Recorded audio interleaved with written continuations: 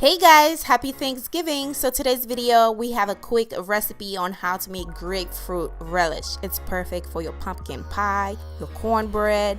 Stay tuned if you want to see how it's done. Let's go.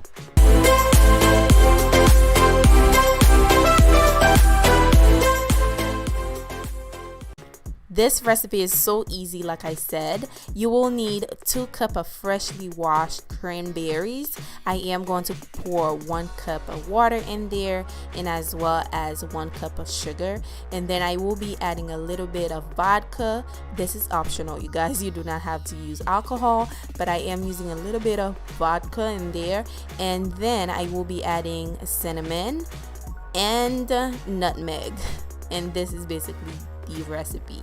So we're going to let this boil or simmer on medium low. I am going to let it boil for about 10 minutes. Once it started to boil, it's going to be popping all over. Make sure you cover it.